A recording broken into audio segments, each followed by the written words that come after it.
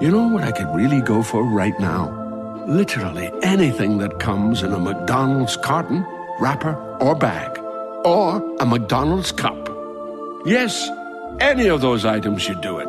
We've got your cravings covered. Now stop in for the flaky Filet-O-Fish, the crispy snack wrap, or large fries for just $2.99. Limited time only. Price and participation may vary. Cannot be combined with any other offer.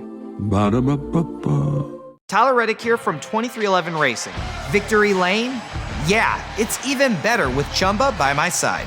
Race to ChumbaCasino.com. Let's Chumba. No purchase necessary. VGW Group. Void where prohibited by law. See T&Cs. 21 plus. Sponsored by Chumba Casino.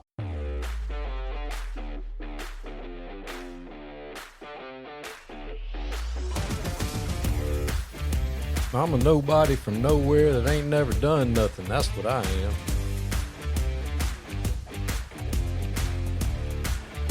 An old head. These young coaches, I tell you what, I can't figure these jokers out. They got a backpack on and tight something. I don't know what they're doing. They're getting on my nerves, I can tell you that. I know what ain't in the backpack. A string and a let me paint that line for you. That ain't in there. That's for sure.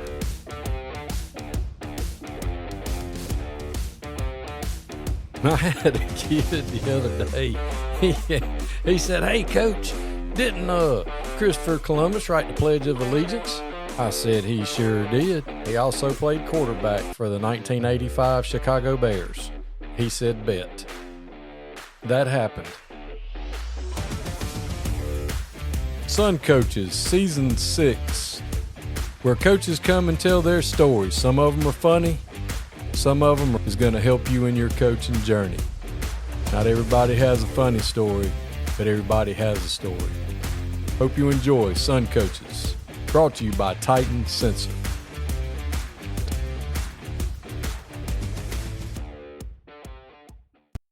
Sun Coaches is proud to partner with Titan Sensor for Seasons 6 and 7. Titan is made in the USA, proudly founded and based in Texas. When you connect with Titan, you are not alone. You can collaborate and share templates with other coaches across the country to build reports and foster competition. Used by programs such as State 6A, Georgia State Champion, Grayson High School, Titan can tailor a package to fit your needs. The eye in the sky never lies. Improve your team's performance with Titan. Welcome to Sun Coaches Podcast, Season 6, and today I'm very excited to be joined by the head coach at Camden County, Coach Travis Roland. Thanks for being on with me. Yes, sir, Coach. Thank you for having me. I appreciate it. Looking forward to having a good conversation with you.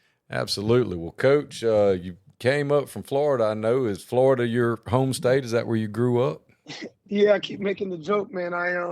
This is like going off to college because I spent my whole, obviously high school in Daytona Beach, and then accepted a scholarship to play at Bethune-Cookman, where I was a 3-year captain, and then played some arena ball for about 3 months after graduation in 09. Came back and played some more arena ball the next year, got cut, and I was out in Arizona for maybe 2 months, got cut and came back, and I've been, in Daytona my whole life until this year. So, this is kind of my going away to college experience, so to speak, a little bit. So you grew up in Daytona. Where'd you go to high school in Daytona? Mainland High School is my alma mater. One of the captains of our state championship team back in 03, which was the first one in our county's history. And so, like I said, blessed to be a safety and a linebacker there, all-state player, and played with some great guys, phenomenal players that went on to play a bunch of Division I football, some of them. And I played 1AA, so, we had phenomenal teams while I was there. And, was blessed to sign a scholarship and go to Bethune. Well, I know when I met a bunch of guys down at the Coach of the Year clinics the last few years in Florida, I know you guys don't just play football. You play other sports as well. What all else did you do in high school? Well, my dad, just like many others, it doesn't happen anymore. My dad didn't play other sports. So my dad had me football when it was football season, basketball when it was basketball season, and baseball when it was baseball season. So I played all three in high school. Blessed to win Athlete of the Year, shockingly enough, when I was in high school, because I was a 3-year starter for baseball and football, and then a 2-year starter in basketball. So I was there for defensive purposes, get assists and get some rebounds, but definitely still was able to, have a good career in all three, and was blessed to be Athlete of the Year as a senior for Volusia and Flagler counties. Well, that's awesome. So you went to Bethune and played Yep. football. Yes, sir. Went there, played for the great Alvin Shine Wyatt. A guy that I give a lot of credit to in my ability to just be tough-minded and physically tough. I think he's done a great job in raising up a bunch of future coaches, a bunch of guys I play with, coaching football now, and that kind of thing. And so, started for him for 3 years, was a captain for 3 years. I played every position throughout my college career outside of nose guard on defense, lined up at all the other 10 at some point in my career. Finished 7th all time in tackles and 5th all time in sacks. I think I'm now bumped down to 7th, but nonetheless had a great career there. Was blessed to play for him and play at Bethune. I tell people all the time, I found out who I was. Proud to be a young black man, at HBCU, and I found that at Bethune, learning about our founder, Dr. Bethune, and those kind of things. So, I wouldn't have traded it in for nothing in the world. Yeah, that's awesome. One of my best friends when I first started coaching, Kevius Preston, he played baseball at Bethune. And Okay. he went on to play in the Cubs organization, and he used to speak very fondly of his time at Bethune and Yep. kept up with them. And then when they started, about 5 years ago, when they'd have the college preseason, they would match up HBCUs against some of the tournaments they would have, and Bethune was always in them. And Yep. I just remember that I've always had definitely a strong baseball program there, and most people just nobody got there wasn't much attention brought to them until Prime, was it Jack State, as far as the lack of funding and facilities and things like that, and the struggles that you guys had to go through, and you didn't get exactly the same experience, the same 1AA experience that some programs, especially these days, have.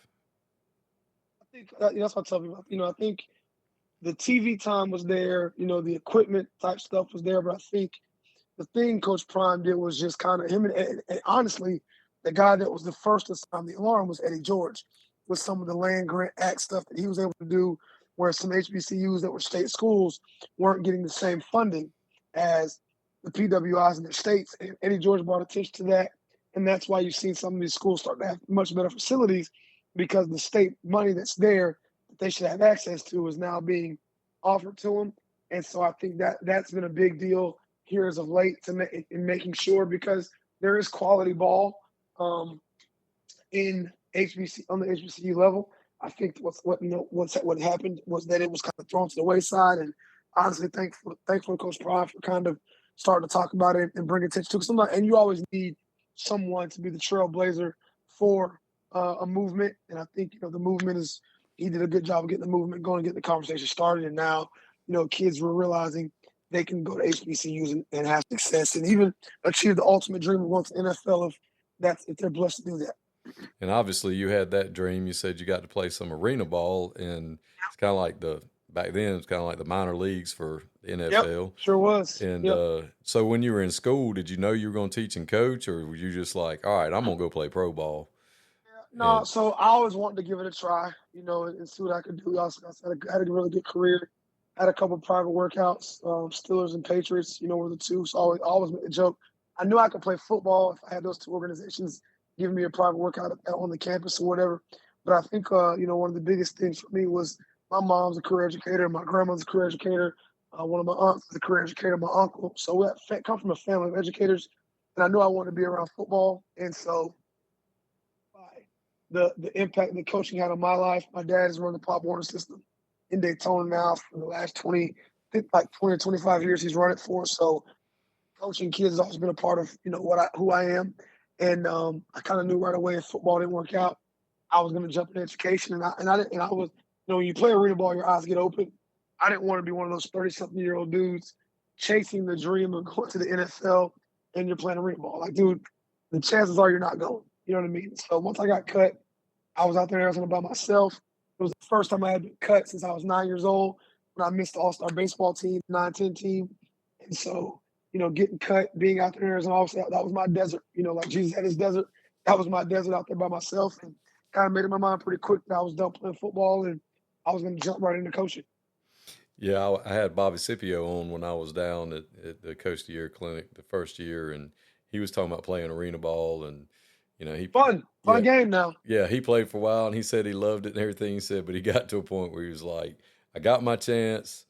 It didn't go like I wanted in the league or whatever, and arena ball was kind of fun and everything, but he was like you. He said, you just get to a point where you're like, all right, I got it. And he came from his parents were educators too, so he was like, all right, it's time for me to, not grow up, but you know what I mean? It's time to get a career, go give back and do something else. So what was your first? You got to know at some point it's over. Yeah. What was your first teaching and coaching position out of college and arena ball coaching, when you finished? Coaching, arena ball, it's weird season, right? They play in the summer, always done by August. So my first year of just actual coaching was at my alma mater for Coach John Moranto in 2009. And, I always tell kids, like, I was Coach Moranto's starting middle linebacker, state champion, captain for him, all that stuff. When I first got back, Coach Moranto stuck my young butt, who thought he knew a lot, right in the equipment room. I was the equipment room. I ran the equipment room. I was the JVD coordinator, assistant linebacker coach, and I had to help two old guys who were in charge of special teams. So I worked all day, every day, doing stuff. And anybody that knows football knows that equipment room is where you cut your teeth, be it, just having to deal with all that, because you got your spoiled starters who want everything perfect, who leave stuff as you tell them to leave it, who lose stuff. So I had to start in there back in 2009. First teaching and coaching job, Mark Beach, I got engaged with my wife. I needed to. How to have fun anytime, anywhere. Step 1, go to ChumbaCasino.com. ChumbaCasino.com. Got it. Step 2, collect your welcome bonus. Come to Papa welcome bonus. Step 3, play hundreds of casino-style games for free. That's a lot of games, all for free? Step 4, unleash your excitement. Woohoo! Chumba Casino has been delivering thrills for over a decade. So claim your free welcome bonus now and live the Chumba life. Visit ChumbaCasino.com. No purchase necessary. VGW Group. Void where prohibited by law. 21 plus. Terms and conditions apply. Make some money, become a teacher, and make some money, right? But well, you got to eat. Mark Beach, right? I got to eat, exactly. Mark Beach was actually now the head coach at Lambert High School. He gave me my first teaching and coaching job at Seabreeze High School, which happened to be our rival. And so I went and coached with him for 2 years in 2010, 2011. He gave me the special teams coordinator job, and I coached the DBs.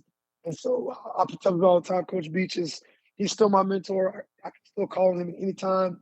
One of the best guys I've ever met in this business.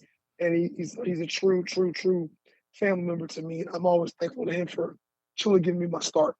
Well, it's funny that you talked about starting in the equipment room, because now that I'm old dude, I'm in charge of the equipment room, and oh boy, it's easy when you're old, because like we're fitting them for their pads for OTAs, and I'm like, all right, put these on. The ones that couldn't identify their pads from last year because it had their back plate on it or whatever.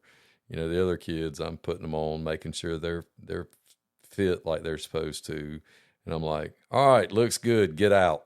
It's just like, because when you're old, you're like, we're not sitting here having a discussion. It's like, that's good. Especially I don't have time for this. Yeah, I like that blue pair over there. Shut up, get out. It's Get out. like, You and then ain't today gonna I'm at the get out. OTA, and I've got like 2 pockets just slammed full of, you guessed it, mouthpieces. And by the time we They don't left, have 'em. yeah, I didn't have it. Coach, you got a mouthpiece? Yeah, baby, here you go. Coach, Yes, you got a here you go. mouthpiece? Yep, here you go. And I mean, I got a Mouthpiece, bag baby, full of them bags. over there, but I just kept them in my pockets, and I'm like, here you go, here you go, and here you go, because I know, I mean, that's what happens. And then it's like in the equipment, and in the equipment room, one at a time. Y'all ain't piling up in here acting crazy now. I can't deal with one of y'all at a time. And, you got to kind of learn to lay down the law in there with them jokers, because if you don't, it turns into absolute chaos in the equipment room. Oh man, listen, it's the worst place ever. And every time I got older in my career, I always gravitated towards it, because once you do it, you know how it should look. And if you watch somebody else do it, it kind of aggravates you. And that's why I always say I'm the knee pad like Nazi, for lack of a better term, because I cannot stand when they lose knee pads. Like they lose them, somebody's just like, dude, we gave everybody a pair of knee pads. We know you've had them all spring, all fall camp, and now we get to the game, and everybody's like, Coach, I don't have any knee pads. Coach, you got a mouthpiece? What happened to the $4 mouthpiece you had? Like, where's that one at? So it was it was definitely a humbling experience for me, for sure. Yeah, but if you can organize a equipment room, and if you can run the equipment room the right way, and like you obviously learned how to do it, if you can do that, that is definitely the cornerstone and foundation to future success as a head coach. So after your 2 years at Seabreeze, what did you do after that? So 2 years at Seabreeze, Coach Scott Wilson, he ended up becoming the head coach at Mainland, and he offered me the co-DC job with my actual high school coordinator, who was kind of getting older and had kids now, so he was trying to kind of give up some responsibility. So Scott brought me back home to Mainland, and then I was the D coordinator there with Scott from 12 to 16. We had some great years there, got all the way up to number, I want to say like 9 or 13 in the country at one point in one of those years. Went to the 4th round. We had a rough go at it. Go back to the 11th season before I got back. 2011, lost to Miami Central in the 4th round. 2013, lost to Naples in the 3rd round. 2012, lost to Naples in the 3rd round. 2013, Miami Central in the 4th round. 2015, Miami Central in the 2014, Central in the 4th round. 15, Miami Central in the 3rd round. And 2016, Miami Carroll City in the 3rd round. So we lost to Miami Central 3 times in 4 years in the 4th round of the playoffs. So there's some great things there. Had some great football players. It was sent out to some big schools and schools all throughout all the levels. But I was blessed to be his D coordinator there and kind of cut my teeth in some decision making, as I put that in air quotes, because everybody wants the responsibility to be a coordinator, not realizing how much time and effort goes into that spot. So I was his coordinator for 4 years, 4 seasons at Mainland. And then what happened after that? So after that, a job about 20 miles up the road, right up the highway, Flagler Palm Coast High School came open. And I had a goal. Coach Moran told my old coach, Travis, you need to be a head coach by the time you're 30. That's the goal you got to set. He had told me that a few years prior. And I set the goal. And they got rid of their coach in like October of 16. And, I got contacted about it kind of before our season was over. And I got a thing about never, ever looking at another job before my season's over. And so once our season was finished, I reached back out, job was still open, and I took the Flagler Palm Coast head coach job in 2016 in December. And was there for 17, 18, 20, for 4 seasons. I was there as the head coach, and all 4 years went to the playoffs. Never won a playoff game, but we achieved the 4 years in a row, first time in school history, going to the playoffs 8 years in a row. And then in that first season, we had the first undefeated regular season in school history. But like I said, couldn't win a playoff game. Had really bad luck with some turnovers. Like year 1, we turned it over twice for touchdowns. I'll never forget the kid's name. His name is Jay Swagheimer, played at Boone High School in Orlando. He picked off a bubble screen with one hand, went for 70, and then he had a strip sack that he scooped and scored and went for 60. I always say he had 2 touches for 130 and 2 touchdowns. I'll never forget that kid, ever. He had the greatest game ever. 2 touches, 130. Like that's a fantasy football stat line. See that kid in your freaking nightmares. That shit was so bad. And you've been O-line coach and appreciate this. I watched film all week. They had 2 kids at the end. Both were 6'4", 6'5", and we said all week, pass pro. We got to get their hands down, pat balls down. So we're not giving ground to the pass pro this week. We're going to go right at them. If they jump, you got to push them on the ground. All the different things you teach. Coach, we try to throw the bubble. Our tackle kicks steps back. Kid just sticks the big paw out there, one hands it, goes and scores. We talked about it all week long. Every game, brain fart, touchdown. So that wasn't fun. Then the following year, our grand prize was in 2018, we had to play against Winter Park, talent. And then 19, we played against Mr. Jalen Carter from Apopka High School. And he looked just how he looks right now in the NFL, where he can't be blocked. It's the exact same way. He looked the exact same way when he was 17, 18 years old at Apopka High School. So we played some really good football teams over the course of those years, but had some really good players at FPC, signed a bunch of kids to different colleges, One of the kids I'm most proud of is the kid we sent 2 to the Merchant Marine Academy. Had no idea that was a branch of our government, the Roland Coast Guard. So proud of that, those guys going there. And it was great times at FPC. That's where the family moniker started for me, to forget about me, I love you. That was started at that school. That was kind of our rallying cry. And then after the COVID season, Coach Wilson stepped down at Mainland, and I was offered a job and had to make a really, really hard decision. I loved FPC. I was an 11-month employee. That's rare in Florida. So, that was, having to decide, do I let go of, financial security for my family and take a pay cut to go back home to Mainland? As I always said, the running joke was, I got a lot of buck pride, but buck pride don't pay no bills. So, it was a tough decision to do, but I realized if I wanted to get to this place, right, be able to, be even an option to be at Camden, to go to a place where we could actually win a title. And I knew at Mainland, that was always possible. And so I accepted the head job at Mainland. And, a lot of people were excited about it. And you assumed, okay, I had been there before. I was gone for 4 years. But you're like, oh, I'm from Daytona. This will be easy. I never moved. I know a lot of these kids. But it was different. In that first year, we lost 1 kids to transfer, and 17 of them went and started somewhere else within our 2-county area.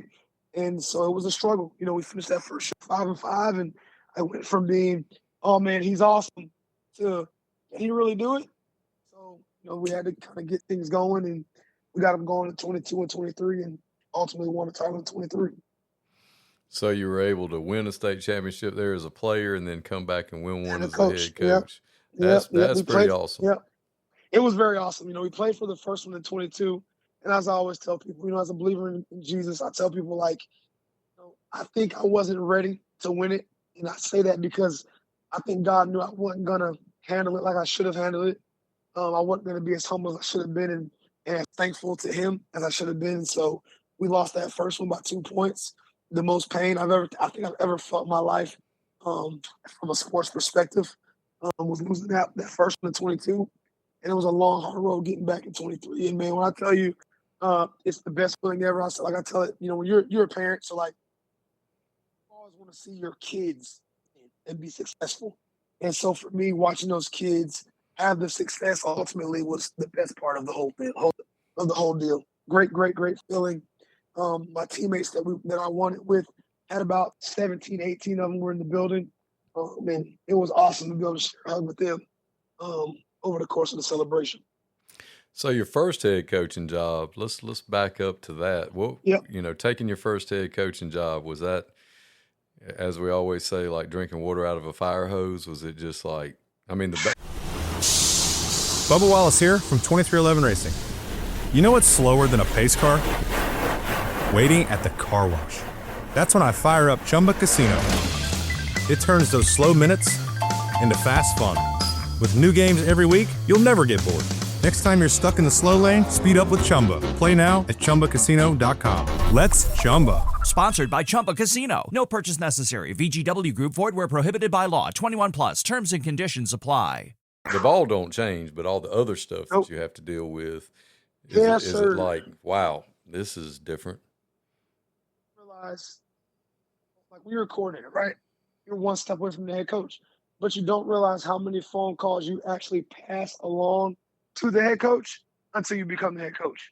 And you realize everything is on your plate. The budget part, fundraising, all the parent stuff, all the player stuff, everything falls on you. And so it was definitely a whirlwind. Again, Coach Wilson gave me a lot of ability as his coordinator to do a lot of things. So I was ready for some of it, but it's still different when the phone rings. You have to be the one to answer and make the decisions. I think that part of it was, kind of different. Honestly, the hardest part was taking over and going from a place at Mainland where kids expected to win all the time and going to, FPC where they hadn't really won a bunch. And, the 2 years before I got there, they had won a combined 6 games. So it was trying to change the mindset of losing is okay. It was the first time they lost to the rival school, which had only been around for 12 years. They lost to them back to back. So it was a lot of losing culture and mindset we had to fix, and kind of trying to, realize as much as I want to bring the Malin mentality to the program, I had to kind of also understand that I had to take time to create that environment. Yeah, and there's just some things you can only experience through experience. Oh, absolutely. You only Yes, learn sir. by doing, and you just have to do it. I mean, other coaches, we can tell people till they're blue in the face that this is the way it's going to be, and this is how it works, and this is what you have to do. But there's a lot of things about sitting in that big chair that you can only. I mean, there's only one way to get it, and that's to actually do it.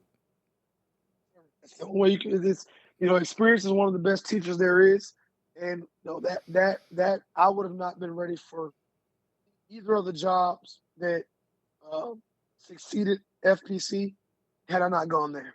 I think I learned a lot at FPC that prepared me for Malin, that ultimately prepared me for here. Just handling, we had more supplements to pay coaches at FPC than we had at Malin. So that part taught me some things of how to wheel and deal and get some things into the program. And I even think, going to FPC where there was no winning culture, we had to go create that. And then we were so young at Malin that we had to almost, even though it's a successful program over the course of 25, 30 years, we still had to kind of create a winning culture, which is where we came up with the Buck Way at Malin while I was there for those 3 years, because we had to create that to get the environment and the culture that we wanted. So now you parlay the Mainland job into one of the most successful and traditionally rich programs in South Georgia at Camden County. And how did all that shake out? Oh man, it was crazy. So here's the funniest part about that story is that I applied for the job, right? So I used my personal email, and so we had one state, coming off a great year. We put a bunch of kids in school. We had 2 players in the top 100, for 247 Sports. So I'm like, I'll probably have a shot. I don't know what's going to happen, but I think I'll get a shot. And so, applied for the job, and I knew another guy that applied, and he told me that he had got an email back to get an interview. And I was like, man, I didn't get an interview. I didn't get an email back, bro. I was like, I don't think I'm getting a shot. He was like, what? I was like, yeah, man. I was like, I don't know. I was like, check my email. He's like, man, make sure your email is like, it's not, your inbox isn't full. So I go and delete a bunch of stuff, right? And I'm thinking, well, not gonna happen. So I delete a whole bunch of stuff, and the next day, the email had been sitting there. And so honestly, had I not had another guy that I knew that applied for the job, I would have never had the conversation with him, and I might have never, ever knew that I got the email back to apply for the job and set up my interview, because that's how the process works. Well, they sent you the email back stating that you were selected, and they needed you to fill out, go select a time for an interview. So it's definitely a weird space of doing it, and then just kind of going through the process. I mean, like, you knew about the process, and you kind of weren't sure because it was 10 finalists, the time limit on all the interviews, so just weren't sure what it was going to be. If a guy was already chosen, you just didn't know, and it was a lot, and so it was a heck of a process, and it turned out in my favor. I thought I did a good job. Thought I was capable of doing it, and like you said, it's one of the most coveted programs in the world. Obviously things have changed in a sense of how football is in the biggest classification, well, in the state in general. But I think Camden is still one of the best jobs there is in this entire country. Absolutely, facilities are out of this world. Your supplement base is huge. You got 20,000 assistant coaches. It's just it's a lot different. Too many. Yeah, it's just a lot different probably from what and I don't mean this an ugly way. It's just different from what you guys are used to in Florida, because you don't have the same kind of support that you have, in a place, especially a place like Camden. I mean, they're crazy about it. It's a one school system. You're not fighting with other people. You're not sharing with anybody else. Everything is right there. I mean, it's one school system, and they roll up the sidewalks on Friday night and they get fired up about Camden County football, and that's got to be very appealing and very different from what you grew up with and are used to. that's what we've been laughing about. My OCs from Florida, and then we've got like 5 other coaches now. So I think it's about 7 or 8 of us that are from Florida that came up from coaching in Florida, and we all laugh. We tell our guys up here, we're like, you guys have no idea. These have been the easiest summers we've had, because in Florida you're having to worry every other day about if a kid's going to transfer out because of the legislation of school choice. And we're like, dude, it's so refreshing to just not be in the rat race of constantly having to recruit your own roster to make sure a kid's happy. You know what I mean? Like, you check in with them to make sure they're happy still, but it's like, it's just so refreshing to not be worried about, okay, if we go to this 7-on-7 or we go to this OTA and we don't perform well, or he don't get the ball enough, he's going to be gone on Monday. That's a huge thing. And then, like you say, for the place to shut down on Fridays and to get the crowds we get, it's all I've ever wanted. I'm a high school football, I love it. So it's high school football is the best, it's the greatest level of football in the world to me. And so to be in a town like this where no matter who we play, we're going to have 8,000, 9,000 people, it's the greatest blessing ever. And I don't take it lightly that I'm in this environment right now. And so it's awesome to have, to be able to be in a place where they value football like this. We'll talk a little bit about your moniker, the family. Yeah, so my OC when I was at Flagler Palm Coast, he's my college quarterback, Matt Johnson. I know a lot of people use it, but it's something that we've stuck with since 2017. He mentioned to me that, Trav, I hear you talk about family all the time, and he said one of the sayings I've heard, with family was "forget about me, I love you," and all it simply means is that no matter who it is in the program, we have to have an attitude about it's not about me. Forget about me. Forget about how good I may be. Forget about the paper having the head coach's name in it. It's about I love you. It's about the teammate next to you. We want to be so successful so that the guy next to me can be great. And like I know, in today's world, kids are taught to be so selfish, right? Get you. And it's like, my teammate can actually receive his blessings with me. We will be better. And so we try to walk that walk in all assets of life. Like you said before we started recording this, you talked about like coaches being willing to take kids home. Like, those are the things that we have to do to be selfless, to kind of create the environment. Because we all know, man, like when you get to certain levels of football or certain playoff games, the talent's the same. I always say the thing that separates teams is how hard the kids are going to play for their coaches. Because if they love their coaches, they're going to play hard. And, I feel like when you watch Grayson play, it looked like those kids played really hard for their coaching staff. They you can tell the relationship is there. Shoot, playing Colbert last year, you could tell those kids loved Coach Calhoun in the way they played hard. Even when we went up and had a 97-yard interception return, like they were unfazed, and the coaches were unfazed. You could tell they were all on the same page. And I think that's what you want to see. That's why I always say my greatest trait is that I can get my kids that I coach to play really hard for me. And so that's kind of why we use the family moniker is to be able to create that loving environment, because love, as the good book says, love can conquer all. And I think that's a piece for us as a one county school that doesn't have a bunch of transient in and out type of thing. We have to all be on the same page and love each other to get the best product we can. Absolutely. So how was the spring this year compared to year one? What were some things that you tweaked or did a little bit differently, or did you even get to have a spring year one? Yeah, well, man, you know what? I told the kids today, this goes all the way back to January. You know what I mean? Like, we were able to have a real off season. Losing in the first round, it gave us opportunity to everybody catch their breath for kind of the remainder of November. Come back, get like a 2-3 weeks worth of lifting in December. And then we came back in January, we were able to hit the ground running with everything already in place. When I got here last year, I got announced February 28th. People had done 2 months 4-1s already. And we were trying to get a staff together. We didn't have a full staff until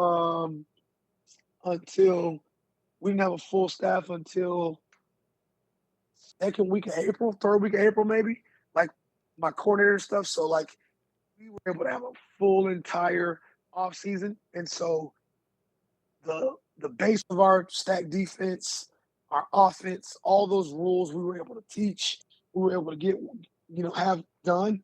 And today at OTAs it showed that we know what we're doing and where to go, where to be, when to be there, how to get there. And so I think that's been the best part for us is that, this spring, this year, we were able to kind of hit the reset button and truly be able to learn what we're doing. Because when you went from wing tee to, our spread RPO stuff, and then from 3-4 to stack, even though there's some similarities, it's still different, right? It's stack defense, 3-4 defense, 3-4 defense. And so that was where we were able to just have a real, true, full off season. And I feel like today, and even throughout 7-on-7 this month, it showed up for us. So how does the outlook on this coming season look for you guys? I know it's going up. You've made the first round of the playoffs last year. Yep. It's only going to get better this second Yep. year with everything in place. And despite how tough the region is, that doesn't matter. You're Camden County. Yeah. I mean, that stuff doesn't really matter to you guys. It's just business as usual, and embrace the challenge and let's go. Yeah, we're excited about it. I think that we're probably going to start 4 juniors and 1 senior on the offensive line. You could almost argue that 2 of our juniors that are starting this year could have started last year as sophomores on the O-line. So, they've been chomping at the bit to get their opportunity. We bring back Sean Green at wideout. He's blown up this offseason. We've got a kid that was hurt last year, Tyler Maple, that's going to do well. David Coleman, our all-everything corner, is going to play a ton of offense this year. We've got 2 running backs back from last year. We're excited about it. I think on defense, again, same thing. We played some seniors up front of the line, but 2 of our sophomores that they split time with last year. I think both those guys are ready to go on the D-line. They had a really good camp. All the coaches of the teams we played today were very excited about what both those 2 kids did. Xavier Brown's committed to Georgia State just 2 days ago, I think. And we've got all the linebackers back, and then we've got 2 DBs back, but we've got some young guys that are ready to step up, and young guys that, because of the offseason, they were able to have it ready to go. So we're excited about it. I think that our region, like last year, is wide open. I think that anybody in our region can be the region champ, and anybody can end up being out. I think, everybody's going to come to play every single week. And as I say, Cole was the champ until they're beaten. You got to be the man. You got to beat the man. Ric Flair always said. So, yes, I'm a wrestling fan. If you couldn't tell right there, but I think we're excited about our opportunity. But as our Whitman coach Matt Mays says all the time, what do you got today? And all we're worried about right now. Today was our OTA day, and we got out healthy and played really well. Well, I know as just coming out of Florida, 2 years ago, you've already alluded to this, spoken to this already, and you don't have to deal with as much in Camden as places in like metro areas like Atlanta and Macon and Columbus and places like that. But it kind of serves as a warning of what you guys had to deal with in Florida with open borders. Yes, and sir. It's like we call it the Wild Wild West down there. That's exactly what it is. It's like offering a word of warning to don't let it get out of hand, because once you let it open Pandora's box, it's a problem with the recruiting and the going wherever they want to go, and it's a mess. Yep, I've had a couple coaches ask me, my thoughts on, opening on school choice, because that, again, like I said, it's legislation in Florida, so that's where that will never change unless they create something new. And so I tell them, like, people think they want that. I said, you think like the Metro teams are dominating now? If they have open enrollment, they'll never lose, because their talent pool and what they're able to pull from a South Georgia or even Middle Georgia school, you don't have the population isn't big enough for you to create those super teams that it takes sometimes now to win a title. And so I said, Georgia right now is still in a great place where transfer still has to be done the right way, because if you just go and say we're going to have school choice, and again, I was a benefactor of it in Florida, in Daytona, because of the school I was at.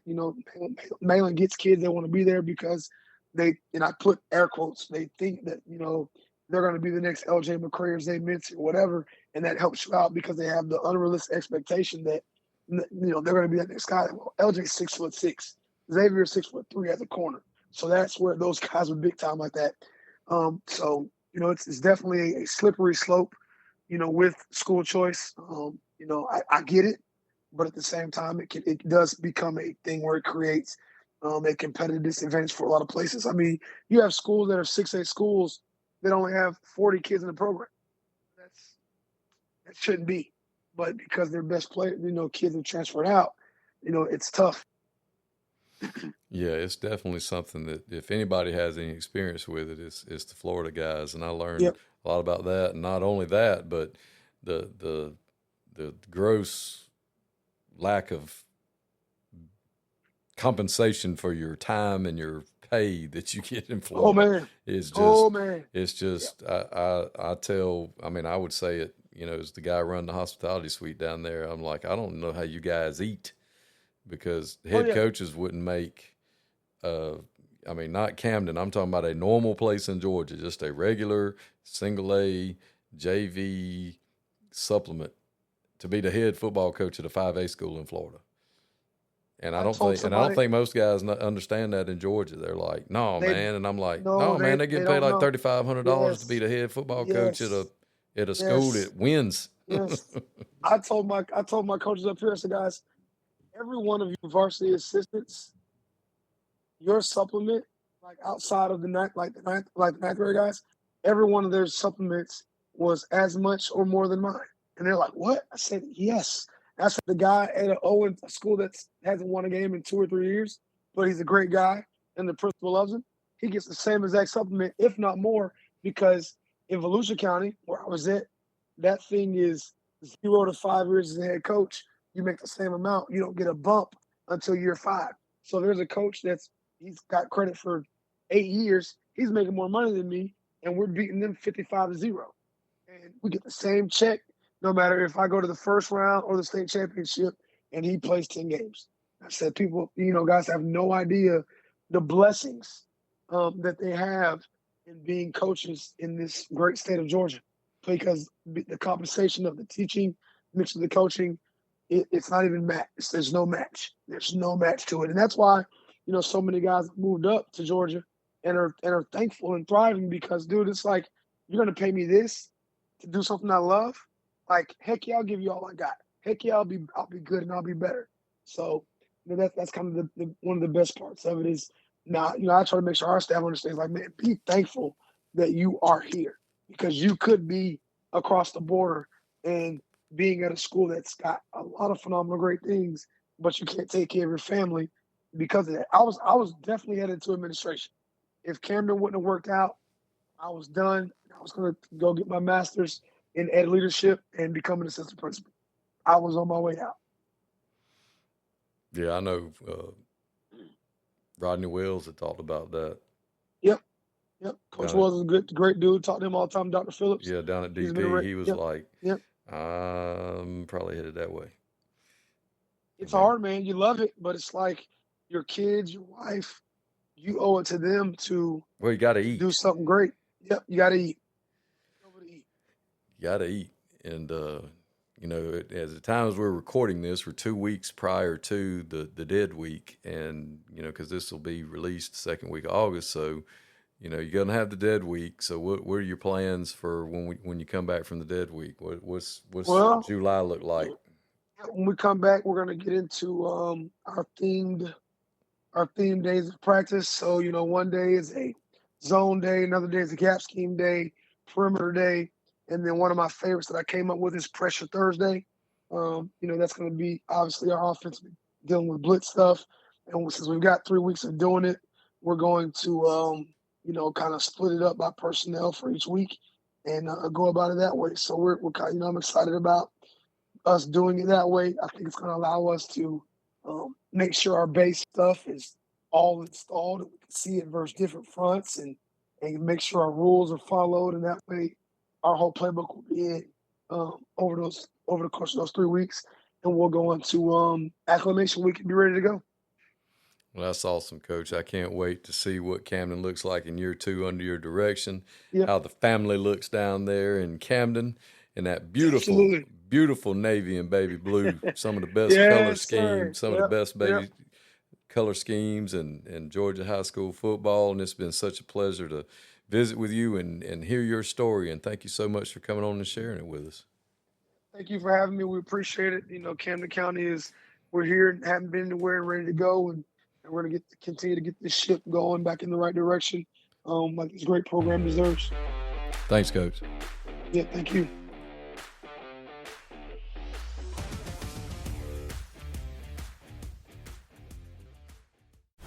Bubba Wallace here from 2311 Racing. You know what's slower than a pace car? Waiting at the car wash. That's when I fire up Chumba Casino. It turns those slow minutes into fast fun. With new games every week, you'll never get bored. Next time you're stuck in the slow lane, speed up with Chumba. Play now at ChumbaCasino.com. Let's Chumba. Sponsored by Chumba Casino. No purchase necessary. VGW Group. Void where prohibited by law. 21 plus. Terms and conditions apply. When you manage procurement for multiple facilities, every order matters. But when it's for a hospital system, they matter even more. Grainger gets it and knows there's no time for managing multiple suppliers and no room for shipping delays. That's why Grainger offers millions of products in fast, dependable delivery, so you can keep your facility stocked, safe, and running smoothly. Call 1-800-GRAINGER, click Grainger.com, or just stop by. Grainger, for the ones who get it done.